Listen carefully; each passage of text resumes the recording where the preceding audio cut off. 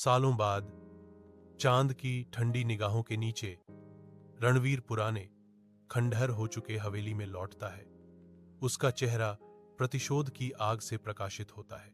वह दहलीज पार करता है, छायाओं के एक दायरे में प्रवेश करता है जहां धूल और जाले एक ऐसे अतीत की कहानियां फुसफुसाते हैं जिससे वह बच नहीं सकता।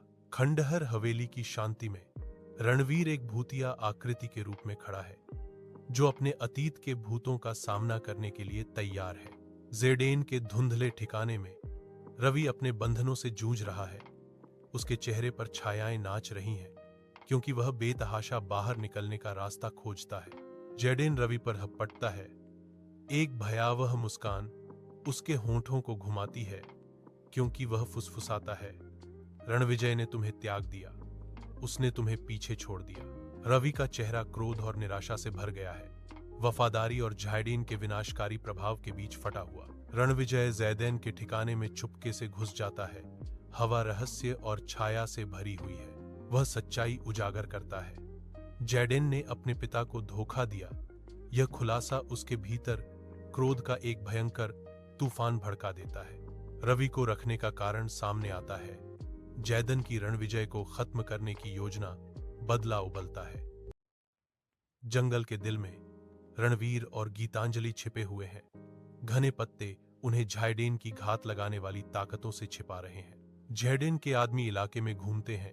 उनकी उपस्थिति जीवंत हरियाली में एक आसन्न खतरा है।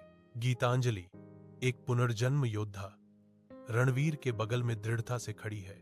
उसकी आवाज दृढ़ है, हम उन्हें जाने नहीं देंगे। ज़ेडेन के मुख्यालय के अंदर रणवीर और रवि लड़ने के लिए तैयार खड़े हैं। उनके बीच तनाव गहरा है।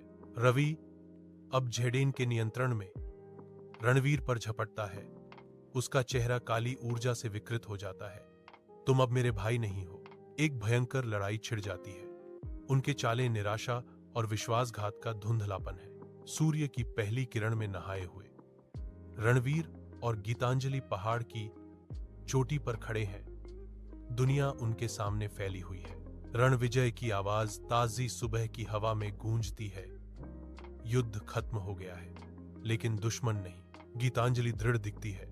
उसका संकल्प उसकी सरल प्रतिज्ञा में गूंजता है, हम तैयार रहेंगे।